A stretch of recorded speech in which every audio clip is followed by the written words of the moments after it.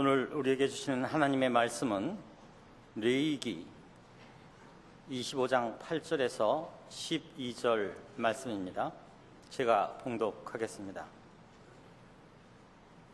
너는 7 안식년을 계수할지니 이는 7년이 7벌인즉 안식년 7번 동안 곧 49년이라. 7째 달 열흘날은 속죄일이니 너는 뿔나팔 소리를 내되 전국에서 뿔나팔을 크게 불지며 너희는 50년째 해를 거룩하게 하여 그 땅에 있는 모든 주민을 위하여 자유를 공포하라. 이 해는 너희에게 희년이니 너희는 각각 자기의 소유지로 돌아가며 각각 자기의 가족에게로 돌아갈지며 그 50년째 해는 너희의 희년이니 너희는 파종하지 말며 스스로 난 것을 거두지 말며 가꾸지 아니한 포도를 거두지 말라. 이는 희년이니 너희에게 거룩함이니라. 너희는 밭의 소출을 먹으리라. 아멘.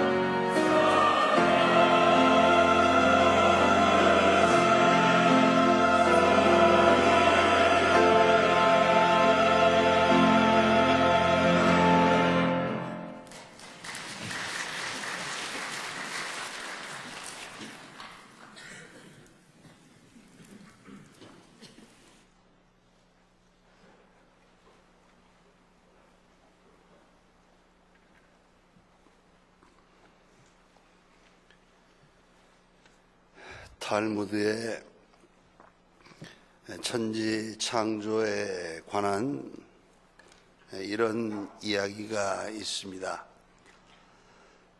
하나님께서 천지를 창조하시는데 하나님의 형상대로 사람을 만드시고자 했습니다.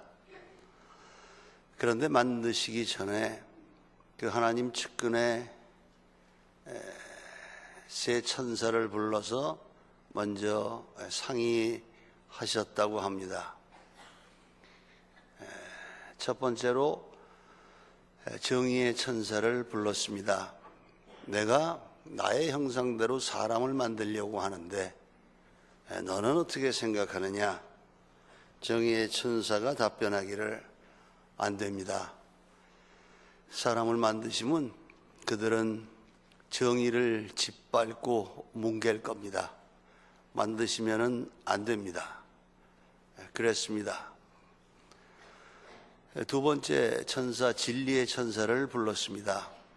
너는 어떻게 생각하느냐? 진리의 천사가 말씀드리기를 절대 안 됩니다. 그들은 진리를 떠날 겁니다. 진리를 훼손하고 회파할 겁니다. 진리를 모독할 겁니다. 절대 만드시면은 안 됩니다. 세 번째 천사가 나왔습니다. 자비의 천사입니다. 어떻게 생각하느냐 했더니 만드셔야 합니다. 그들은 어두운 인생길을 가고 캄캄한 세상길을 가겠으나 그래도 세상에 자비를 베풀 이들은 그들밖에 없습니다. 자비롭게 살 겁니다. 사람 만드셔야 합니다. 그래서 하나님께서 세 번째 자비의 천사의 말을 접수하고 그리고 사람을 만드셨다고 합니다. 그리고 친히 만드신 사람에게 이렇게 말씀하셨다고 합니다. 너는 자비의 사람이다. 자비롭게 살아야 한다. 그리고 사람들끼리 모여서 서로 자비롭게 행할 것이니라. 참 탈무드다운 이야기를 하고 있습니다. 생각해 보면 정의의 천사, 진리의 천사 말도 맞습니다. 세상 보세요. 정의가 있습니까? 정의가 짓밟히고 있습니다. 진리가 아주 크게 고생하고 있습니다. 그 천사들의 말도 맞습니다. 하지만 이렇게 망가져가는 세상 가운데서 소망이 있다면 그거는 자비로운 사람들입니다. 그들이 이겨야 합니다. 그게 이 시대의 소망이 되어야 합니다.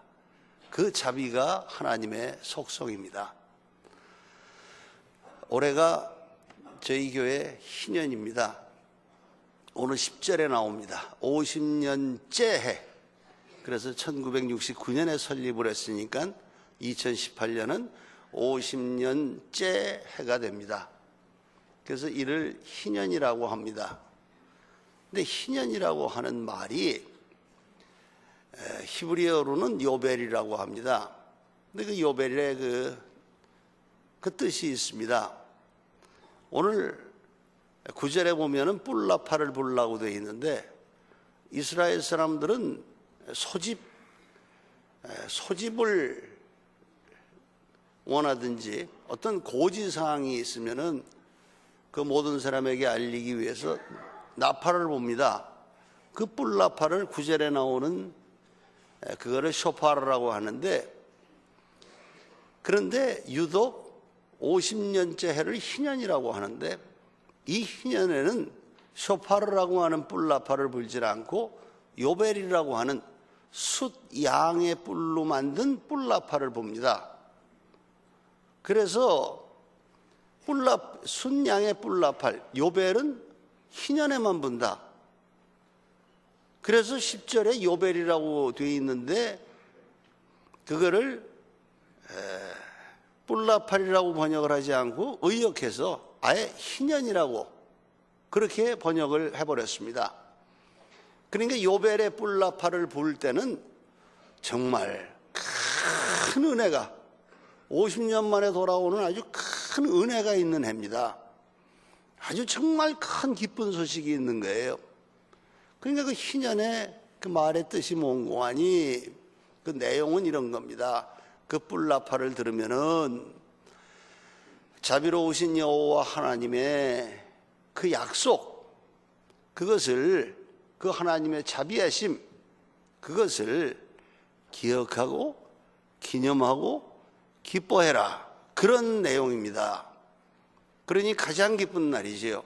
가장 복된 날이에요. 그래서 요벨이라고 하는 히브리어를 미국 사람들이 그대로 음역을 해서 그들은 주벨리라고 하는데 우리는 이거를 번역을 해서 오늘 성경의 본문에 표현하는 대로 희년이라고 했습니다. 가장 복된 해거든요. 그래서 그 희자가 복희자입니다. 그걸 드물 희자를 써서 희년 그러면 나이 70 얘기하는 거고요. 복희자를 썼습니다. 가장 복된 해다. 하나님께서 그 50년째 해 하나님이 이렇게 기뻐하시고 이렇게 귀한 복을, 큰 복을 베푸셨다. 그래서 50년째 해를 우리가 희년이라고 합니다. 하나님의 복을 이야기하고 있습니다. 그런데 말입니다. 오늘이 새해주일, 신년주일이에요. 새해만 되면은 믿는 사람이든 믿지 않는 사람이든 남녀노소 불문하고 모든 사람의 인사는 하나입니다. 새해 복 많이 받으세요. 그 이외에 다른 인사가 없습니다. 하여튼 복들 좋아해요. 그런데 그게 무슨 복을 이야기하는 걸까요? 그건 조금 애매합니다. 이렇게 구경을 해도요, 복 많이 받으세요. 말하는 사람이 생각하는 복의 개념하고 그 인사를 듣는 사람이 생각하는 복하고는 또 다른 것 같아요. 그러니까 복이라는 게 굉장히 복잡한 것 같습니다. 정말 살아가는데 정말 귀한 게 있다면 복인데, 복을 받아야 되는데 과연 복이 뭘까? 그렇게 생각해보고 복에 대해서 한번 정리해서 답변해 보라면 그것처럼 또 어려운 문제도 없습니다. 저보고 이야기하라 그러면 뭐가 복입니까? 하신다면은 패트릭 헨리의 한 말이 있습니다. 자유가 아니면 죽음을 달라고. 자유는 목숨과 같은 거예요. 생명과 같은 거예요. 자유가 없는 인생은 살 가치가 의미가 없는 거예요. 그러니까 자유가 복입니다. 그래서 자유를 잘 알아야겠어요. 바로 알아야겠어요. 진정한 자유자가 되어야겠습니다. 안 되면은 깨닫고 그런 사람이 된다면은 정말 하늘 아래 가장 복된 사람입니다. 희년이 뭐냐? 자비의 하나님께서 자유를 선포하신 날이에요. 하나님의 큰 자비를 가지고 하나님이 당신의 백성들에게 가장 큰 복을 베푸시는데 한 말씀으로 하십니다. 자유를 선포하라. 자유를 알아야지. 자유가 최고의 복이라는 겁니다. 그래서 우리들 예수 왜 믿어요? 뭐 때문에 예수 믿으세요? 그럼 우리 믿는 사람은 똑같이요. 가장 큰 복을 받으려고. 그 큰 복이 뭐예요? 구원입니다. 구원 받으려고. 그럼 구원이 무슨 말이에요? 영적 자유입니다. 영적으로 자유인이 되는 거예요. 그러니까 자유가 이렇게 귀한 거단 말입니다. 그런데 그 자유라고 하는 말은 우리만 하는 게 아니에요. 세상 사람들도 아주 입에 달고 삽니다. 자유민주주의부터 시작해서 다들 자유 가지고 큰 소리 깨나 치고 모든 사람들이 자유를 이야기하는데 그 자유에 굉장히 그 혼선이 있습니다. 뭐가 자유인지 정말 헷갈립니다. 저보고 정리하라 그러면 자유는 딱 두 가지입니다. 정치적 자유와 정신적 자유입니다. 정치적 자유를 소극적 자유라고 한다면은 정신적 자유가 적극적 자유입니다. 정신적 자유가 마음, 생각, 정신을 이야기한다면은 정치적 자유는 육신을 얘기하는 겁니다. 세상을 얘기하는 겁니다. 그렇게 나누어 볼 수 있을 겁니다. 정치적이라고 하는 것, 그 육신, 돈 이런 걸 다 포함해서 정치적 자유라고 할 겁니다. 그러니까 예를 들어 몸이 어디 아프세요? 어디 영어의 몸으로 어디 갇혀 있으세요? 육신이 속박을 당하고 있습니까? 거기서 풀려나는 거, 그 육체적 자유, 그 정치적 자유에 들어갈 겁니다. 경제적 자유, 돈을 버는 대로 못 가져갑니까? 다 뺏겨요? 그럼 아니지요. 자유인이 아니지요. 그런 경제적 자유, 이런 거 육체적, 경제적 합해서 정치적 자유라고 할 겁니다.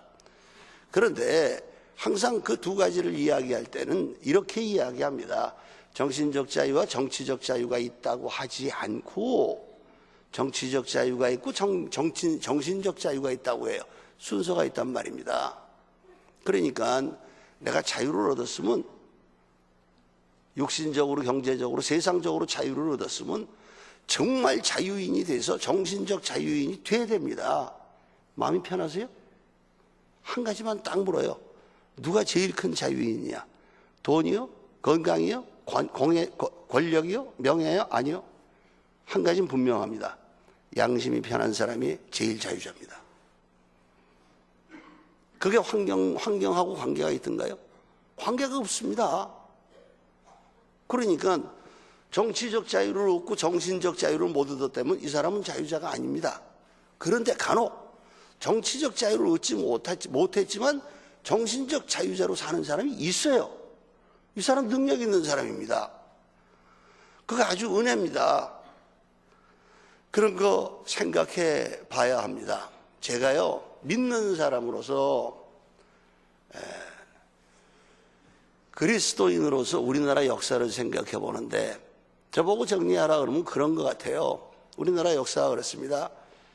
31제 36년 동안 정말 엄청난 고생을 했습니다. 엄청난 박해를 받았지요. 거기서 해방됐어요. 자유가 주어졌거든요. 그 우리 힘으로 한 거 아닙니다. 미국 사람이, 연합군이 일본을 굴복시켜서 저들이 항복하는 바람에 공짜로 얻은 겁니다. 우리는 아무것도 한 것도 없어요. 물론 독립운동하고 뭐하고 수고하셨지만 그게 해방을 가지고 온 건 아닙니다. 그러니까 공짜로 얻었단 말이에요. 해방, 자유, 정말 엄청난 선물을 얻었어요. 근데 이제 문제는 그렇게 얻은 자유 해방이 왜 유효기간이 5년뿐이 안 되냐? 그리고 왜 6.25가 터지냐? 이건 역사가 우리들한테 뭘 가르쳐 주는 거냐? 뭘 교훈하고 있는 거냐? 한 번은 생각을 해봐야 됩니다. 8.15 광복, 해방이 되고 자유를 얻었어요. 그리고 나서 그 역사를 봤더니 자유인이 아니었습니다. 자유라는 이름으로 정말 방자하게 방종했습니다. 하는 것도 없이 소리나 지르고 먹고 마시고 건설적인 일을 한 게 없어요. 자기 마음대로 그런 거죠. 그러더니 딱 3년 지나더니 남북 두 쪽으로 나누더라고요. 그러니까 제가 읽기에는 그런 거예요. 역사의 교훈. 그 소중한 자유를 줬지만 자유가 뭔지 모른다. 다시 한번 공부해라. 6.25. 그게 자유의 가치입니다. 자유는 모르는 사람이 쓸데없이 그거 가지고 있을 이유가 없는 거예요. 자유가 얼마나 소중하고 얼마나 큰 복이고 얼마나 큰 은혜인지를 알아야지. 그래야 자유인이 되는 거고 자유의 의미가 있는 거죠. 그래서 한번 역사의 교훈을 8.15, 6.25가 아니더라도 역사의 교훈을 한번 생각을 해보겠습니다. 역사에서 가르치는 그 자유에 아주 소중한 의미가 있어요. 아주 소중한 교훈이 있어요. 그래서 제가 본 대로, 제가 느낀 대로, 제가 깨닫는 대로 하나만 소개를 해보죠. 독일의 심리학자인데요. 유태인이에요. 그래서 이제 나치가 들었으니까 그 핍박을 견디기 못해서 미국으로 망명해서 미국에서 살다가 생을 마친 사람이 있어요. 그 독일의 심리학자입니다. 에리히 프롬이라고 하는 사람이에요. 근데 이 사람이 참 유명한 사람입니다. 유태인이에요. 구약성경 참 많이 합니다. 그 유태인이라 하나님에 대해서 참 잘합니다. 근데 그 사람을 신앙인이라고는 못합니다. 그런데 또 시대를 보는 아주 놀라운 통찰력이 있어요. 그게 많이 아는 성경적 지식, 하나님에 대한 이해, 또 시대를 보는 눈, 이런 게 합해져서 그이가 아주 귀한 이야기들을 참 많이 했습니다. 그래서 아주 유명한 사람이 됐는데, 대표적으로 제일 유명한 책이 3권이 있습니다. 한번 이야기를 해보겠습니다. 첫 번째는 여러분들 잘 아시죠? The Art of Loving이라고, 사랑의 기술이라고 번역이 됐습니다. 그 사랑의 기술이라고 하는 유명한 책이 있죠. 거기서 아주 유명한 말을 남겨놨죠. 그래서 모든 사람들이 그 말을 그렇게 좋아해요. 네. 미숙한 사랑은 네가 필요해서 내가 너를 사랑한다. 성숙한 사랑은 내가 너를 사랑하기 때문에 너는 나한테 필요하다. 그런 아주 유명한 말을 합니다. 그 다음에 거기서 나오는 또 사랑의 또 하나의 아주 귀한 일면을 소개를 해줍니다. 그러면서 하는 이야기가, 한 여자가 꽃을 들여다보고 있습니다. 그러면서 꽃이 이쁘다. 난 이 꽃을 사랑한다. 그렇게 그 여자가 이야기를 하는데, 그렇게 꽃을 사랑한다고 이야기하고 꽃에 물을 주지 않으면 그 여자를 쳐다보는 다른 사람들이 이야기한다. 저 사람이 꽃을 사랑한다고 하는 말을 믿을 수가 없다. 그 꼭 성경적인 얘기입니다. 요한일서 3장 18절에 우리가 말과 혀로만 하지 말고 행함과 진실함으로 하자 그랬어요. 사랑은 그렇게 하는 거라고, 말로만 하는 게 아니라고. 그 사랑의 기술, 아주 유명한 책이죠. 그 다음에 또 하나 아주 유명한 책이, 귀한 책이 To have or to be, 소유냐 존재냐 하는 그런 책이에요. 그건 간단합니다. 제목에 있어요. 소유가 존재는 아니다. 그거 깨달아야 안 되는 거지요. 그래서 한마디 대표적으로 하는 이야기가 그거예요. 당신의 소유를 가지고 당신이 당신의 존재를 이야기한다면은, 당신이 그 모든 소유를 잃어버렸을 때는 당신의 존재를 무엇을 가지고 말할 겁니까? 그 어리석음에서 벗어나려는 거죠. 소유와 비교할 수 없는 아주 높은 가치가 존재의 가치라고 그렇게 이야기를 합니다. 그런데 제가 하고 싶은 얘기는 3번째 책이에요. 지금 이 책입니다. 이게 역사의 교훈입니다. 아주 참 잘 봤어요. 역사를 제대로 봤습니다. 그래서 귀한 거를 가르쳐 줬습니다. 그게 Escape from Freedom이라고 하는 책이에요. 그러니까 말이, 이제는 많은 사람들이 이야기해서 그냥 이렇게 무감각하게 듣습니다만, 곰곰이 생각해 보세요. Escape, 도망하다, from freedom, 자유에서의 도피, 그렇게 번역을 했어요. 이거는 말이 안 되는 말입니다. 어불성설이에요.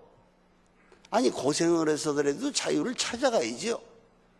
왜 자유에 있는데 거기서 도망칩니까? 이게 있을 수 없는 일입니다. 그런데 프롬이 그걸 본 거예요. 맞다, 있을 수 없는 일이다. 그러나 내가 현실적으로 봤다. 그러더라, 자유에서 도망가더라. 그게 인간의 어리석음이라는 거예요. 그러면서 이야기를 합니다. 그 사람이 하는 게, 자기가 독일인 아니에요? 독일에 있으면서 몸으로 겪은 거를 그 책에다가 쓰면서, 그러면서 이제 얘기를 하는 거예요. 독일 사람들이 아주 간절한 마음으로 자유를 원했습니다. 이제 그 책에 나오는 대로 특별히 1차 세계대전이 터지고 나서 더욱 갈망을 했다는 거예요. 자유를. 정말 자유를 원했다. 그런데 그 소원이 이루어졌다는 겁니다. 1차 세계대전에서 독일이 졌지만, 패전국이 됐지만 그토록 원하는 자유는 왔습니다. 이 사람들이 자유의 사람이 되었습니다. 그래서 1919년에 바이마르 공화국이 섰어요. 근데 현실적인 문제가 있어요. 전쟁에서 졌기 때문에 전쟁 배상금을 물어야 되기 때문에 이게 경제가 엉망입니다. 어마어마한 인플레예요. 그리고 이게 민주주의를 한다고 하는데 아주 서툴러요. 민주주의가 제대로 되질 않아요. 그 사회적으로 얼마나 혼란한지를 몰라요. 그게 백성들이 고통스러운 거예요. 그렇게 자유를 원해서 자유가 왔는데 이거 아니라는 거예요. 그 본인들이 그 자유사회에서 느끼는 독일 시민들은 그렇다는 거예요. 자유가 딱 오고 나니까 나 혼자 고립되어 있는 것 같고 심히 불안하다는 거예요. 그래서 이들이 선택한 게 뭐냐? 그게 나치라는 겁니다. 히틀러라는 거예요. 있을 수 없는 얘기다 그거죠. 그렇게 자유를 얻어놓고 그러고는 어떻게 저 공산당 중에 공산당 저 나치를 선택하느냐, 히틀러를 저 포악한. 근데 그렇게 했다는 겁니다. 그럼 제3자가 보기에 독일 사람들이 미련해서 어리석어서 천만의 말씀 우습게 볼 사람이 아니라는 건 우리가 압니다. 한마디로 이야기해서요, 독일은요 역사와 전통을 가지고 있는 나라입니다. 정말 귀한 나라예요. 훌륭한 나라입니다. 똑똑한 사람들이 세상 철학을 이야기합니까? 그 세상 철학의 대표적인 사람들이 다 독일 사람입니다. 칸트가 그렇고 헤겔이 그렇고. 음악들을 그렇게 좋아하세요? 네, 음악을 얼마나 좋아합니까? 그 존경받는 음악인이 누구예요? 베토벤, 바흐, 멘델스존, 바그너 다 독일 사람입니다. 종교개혁자 마틴 루터가 독일 사람입니다. 그런 민족이에요. 이런 우수한 민족입니다. 근데 그 사람들이 현실적으로 나치를 선택한 거예요. 자유로운 시대에서. 현실이라는 거예요. 이해가 안 된다는 거예요. 그래서 프롬이 내리는 결론이 뭐냐? 아하. 인간의 마음속에는, 인간의 심리에는 자유를 원하는 마음보다 더 강한 노예 근성이 있다는 거예요. 노예 근성이. 그래서 그 자유롭게 놔두면은 오히려 고독하고 불안해한다는 거예요. 그래서 차라리 굴종을 당하고 복종을 당하고 어려움을 당하더라도 어떤 소속에 종속되어서 그 공동체의 힘을 의지해서 스스로 마음의 안정을 꾀하고자 하는 그런 마음이 있다는 거예요. 그런데 그 공동체가 선이냐 악이냐에 대해서는 전혀 관심이 없다는 겁니다. 그래서 나치에 다 규합되고 말았다는 거예요. 그러면서 이제 심리학적으로 굉장히 어려운 이야기를 합니다. 심리학 용어를 써서 이야기를 해요. 천하의 사람이 못된 심리 가운데 두 가지가 있는데 정반대에 있는 것 같지만 이게 사실은 이게 같은 거다. 그래서 이야기하는데 그게 첫 번째 게 뭐냐면 사디즘이에요. 그 세디즘이지요. 근데 외래어 표기법에 사디즘으로 쓰게 돼 있어요. 예. 이게 뭐냐? 사디즘이 뭐예요? 남을 괴롭히면서 내가 아주 이게 너무 기쁜 거예요. 내가 쾌감을 느끼는 거예요. 천하의 나쁜 변태지요. 그걸 가학성이라고 합니다. 남에게 학대를, 남을 괴롭히면서 아주 혼자 즐기는 거예요. 천하의 못된 거예요. 그게 사디즘이요.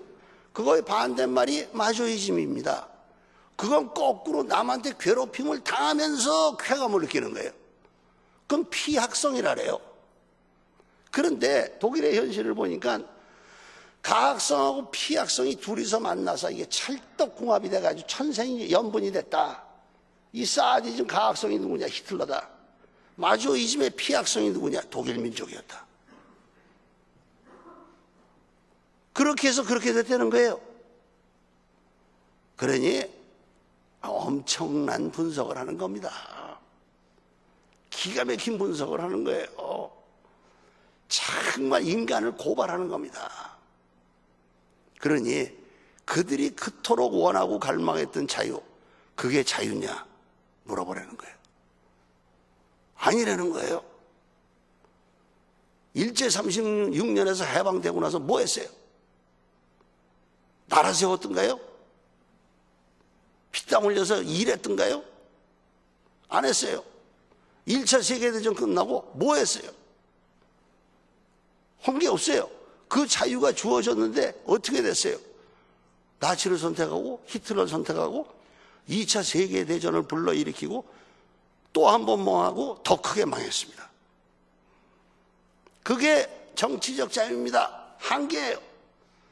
정신적 자유에 목표가 없으면 정치적 자유가 주어지면 더 크게 망합니다. 그래서 프롬이 하는 이야기가 그렇게 유명한 말이 되는 겁니다. 그래서 자유에는 두 가지가 있다고, freedom from, 뭐뭇으로부터의 자유가 있고 freedom to, 뭐뭇으로의 자유가 있다. 두 개가 다 있어야 한다는 거죠. 그러니까 이거는 틀림없는 성경적 가르침이에요. 보세요. 우리 인생을 성경에서 어디다 비유를 합니까? 광야에 비유를 합니다. 지금 우리 모두가 광야에 살고 있어요. 그럼 우리의 과거가 있고 미래가 있습니다. 과거로부터 현재에 이르렀어요. freedom from이에요. 애굽에서부터. 거기서부터 자유를 얻어서 광야에 있습니다. 이게 끝인 줄 알았어요. 그래서 여기서 조금만 불편하면 원망하고 불순종했어요. 광야에서 다 엎드려졌습니다. 여기서 살아남은 사람이 있어요. freedom from이 끝이 아니다. freedom to가 있다. 목적지가 있다. 가나안입니다. 가나안 백성으로서 광야를 사는 거예요. 이 사람들은 안 무너집니다. 왜요? 그 자유의 목적을 알았거든요. 목표를. 자유인이세요? 목표가 뭡니까? 그걸 말해야 한단 말입니다. 그래야 자유인이란 말입니다. 세상적, 환경적, 육체적으로 자유했으면은 정말 내가 어떻게 사는 것이 정말 내 양심이 편한가, 내 마음이 편한가, 그거를 목표 삼고 그렇게 살아야 자유의 가치가 있는 거예요. 자유의 열매가 있는 거란 말입니다. 이건 유명한 얘기입니다. 여러분들 많이 들으신 얘기예요. 아브라함 링컨의 일화입니다. 그가 노예 해방을 하게 된 하나의 동기가 된 그런 사건입니다. 시장터에 나갔어요. 노예를 팔아요. 흑인 소녀 하나를 상품으로 올려놨는데 링컨이 보기에 너무너무 불쌍한 거예요. 정말 측은한 거예요. 그래서 가서 있는 돈 없는 돈 다 긁어와가지고 그 흑인 노예 소녀를 샀습니다. 사가지고 그 아이한테 이야기합니다. 얘야, 내가 너를 샀다. 자, 이제 너는 자유인이다. 가서 네 마음대로 살거라. 가거라. 그랬어요.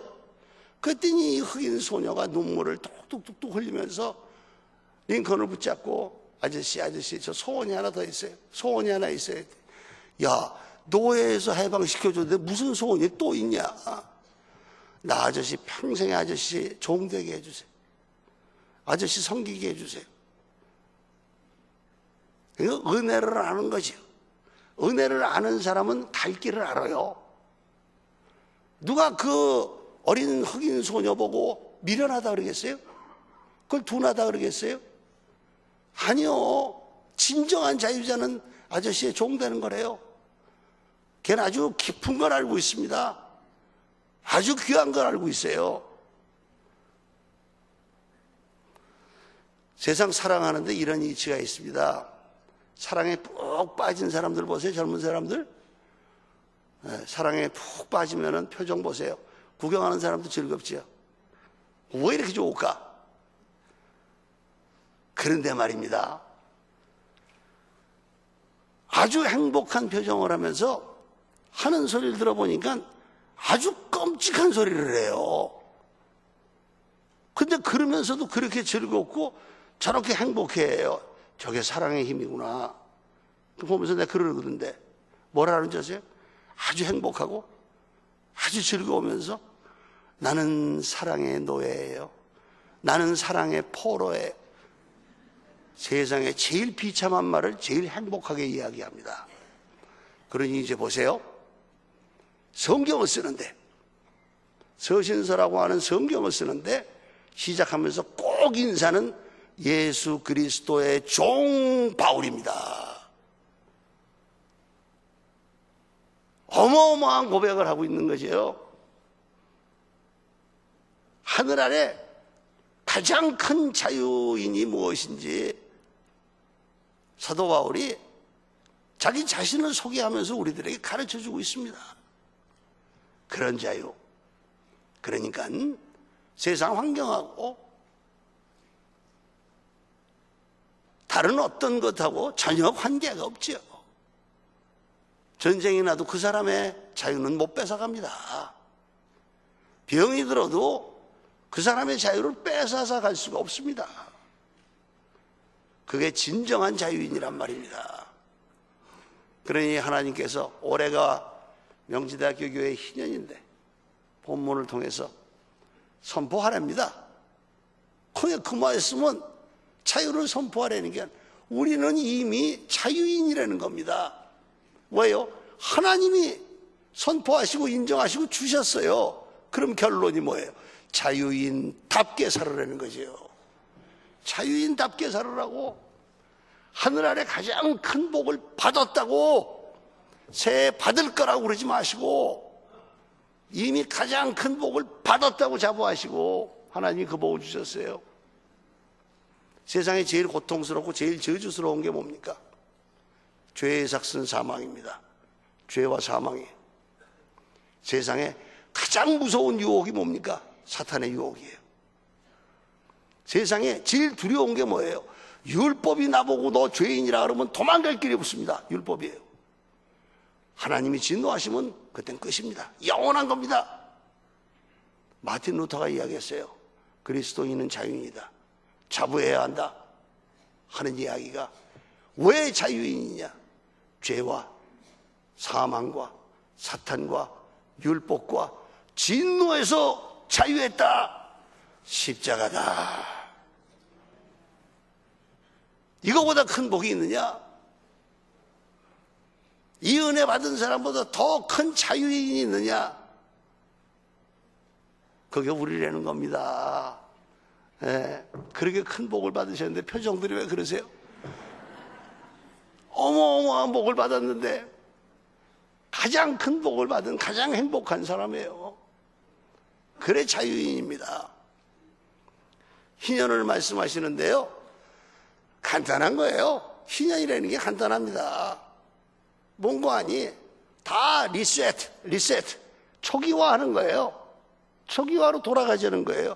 하나님이 원래 나눠주신 기업들이 있어요. 자기 재산이 있거든요. 그리고 하나님이 다 평등하다 그러셨어요. 그걸로 처음으로 다시 돌아가자는 거예요. 인간들이 망가뜨려 놨거든요. 복잡하게 만들어 놨거든요. 그거 초기화 하시는 거예요. 그 대표적인 게 뭐냐? 밭, 집, 부동산 원이치로 원주인에게 다 돌려줘라. 노예로 잡혀갔냐? 다 풀어줘라. 해방. 빚진 거 있냐? 다 탕감. 전부 돌아가는 거예요.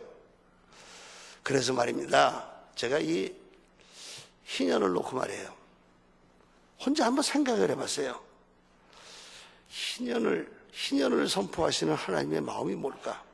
자비의 하나님인데 하나님이 이 큰 복을 은혜를 주시면서 우리들에게 원하는 마음이 뭘까? 그거를 생각을 해봤어요. 혼자.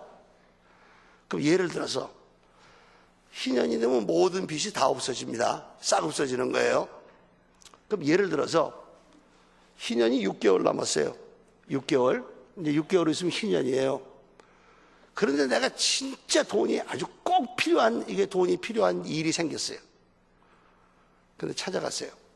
친한 사람한테. 나 진짜 필요해서 그러는데 내가 꼭 갚을 테니까, 돈 꾸는 사람 맨날 갚는다 그래요.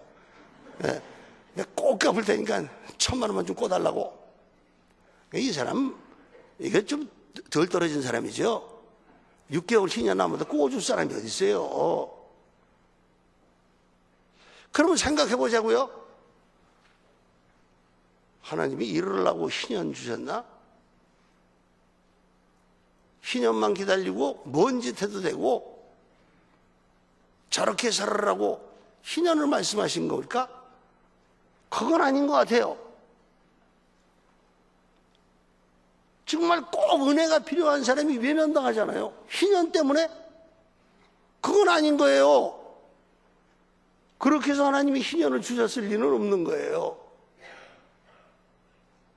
그러면 딱 6개월 남았어요. 내가 진짜 필요해서 그러는데 꼭 필요해서 그러는데 꼭 갚을게. 1,000만 원만 꿔주라.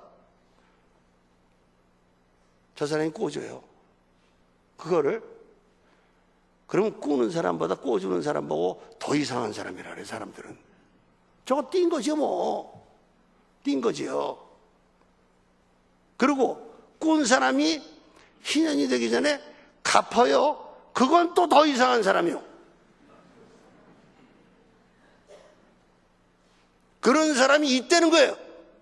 누구냐?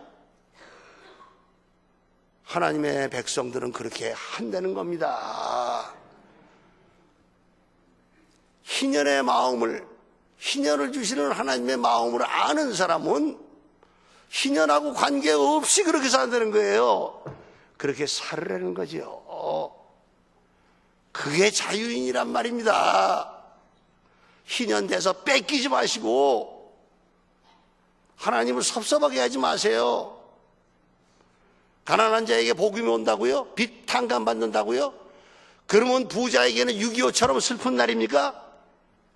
내 돈 날라갔으니까. 그게 희년은 아닙니다.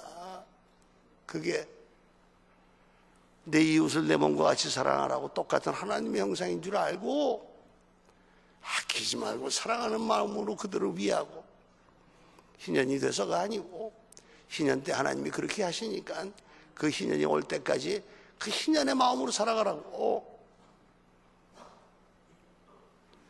50주년 희년에 하나님의 마음을 깊이 헤아리시고 가장 큰 복을 받았어요. 가장 큰 자유자입니다. 그 자유자로 살아가는 것을 하나님이 기뻐하십니다. 하나님이 자유자에게 은혜 베푸시기를 즐겨하십니다. 그런 은혜가 풍성한 새해가 되시기를 바랍니다.